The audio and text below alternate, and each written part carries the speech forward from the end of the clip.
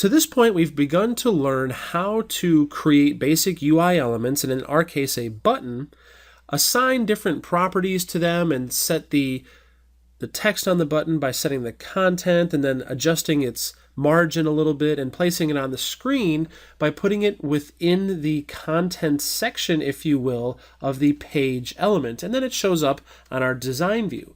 So what do we do if we want to create a UI that's a little bit more complex than just a button? Say we wanted a button and a text block. So if you were to think about it that way, you'd say, all right, well, I'm just going to create a button, and it's set its content equal to click me, just like we've done before, and then set its margin equal to 100 to move it a little bit away from the left-hand side of the screen. And then I want to put in here a simple little text block, and then do the same thing, but you're going to see I'm going to get some squigglies here, and if I hover over this, you're going to see that the property content is set more than once, and it's going to say the same thing on page. So what does that mean? Well, page is what you would consider a content element in such that when you are adding UI controls to it, you're actually setting those controls to its content property. So in essence, if we were to think of this in C#, we would do something like this. We would say var page is equal to a new instance of the page class, and then we would set its content property, in our case equal to a new instance of a button, in which we set some properties like content equal to click me, and so on and so forth.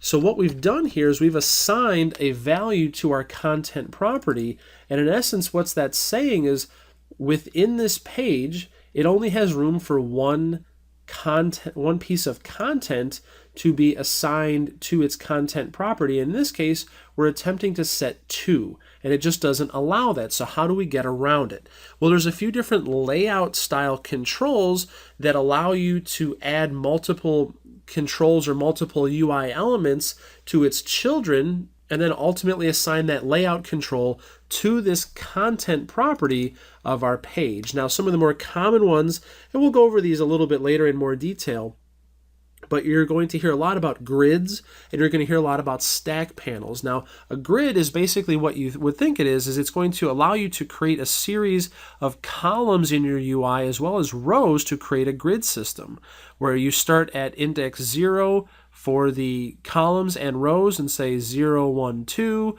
or 0, 1, 2 for the columns and the rows. And then you're able to create different UI elements and place them in specific coordinates throughout your grid. Now, a stack panel, on the other hand, is just a more fluid layout control in which you're going to specify a number of UI elements and add it to the children of that stack panel, which is ultimately just going to lay them out either horizontally or vertically on the screen, and then you can set some padding and some spacing between those items. So let's go ahead and see what that looks like. So we're going to get rid of our button and our text block here, and we're going to create a new instance of a stack panel.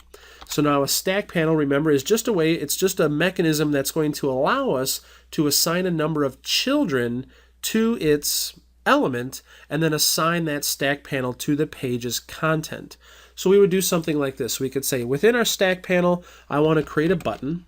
So we'll say button content equal to click me, and we'll do the same thing as we did before. We'll say margin is equal to 100, and you'll see by default it's going to start this stack panel at coordinates of 0, 0, so you're going to be up in the top left corner, whereas before on the page it's doing some formatting and layout stuff for us where it's trying to put it in the middle of the screen a little bit, but in our case we want it to be a little bit more onto the top, so our stack panel is taking care of that for us.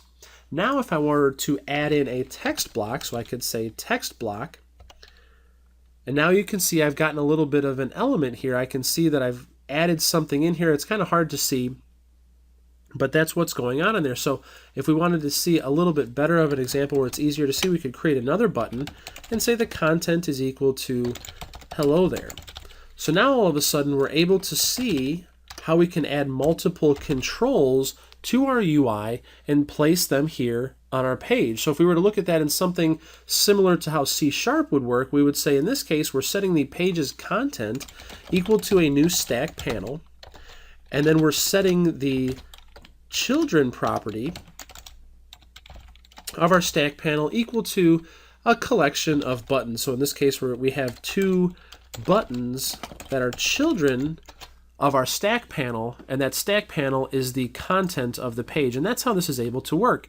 And just like anything else, stack panels have properties, and we can set all sorts of different properties on here and do all sorts of interesting things with the stack panel itself, and then ultimately lay out the controls just how we would want. And so we can now come in here and do all sorts of clicking and what we would normally do on our typical UI. So that's how you handle doing multiple UI elements on a single page.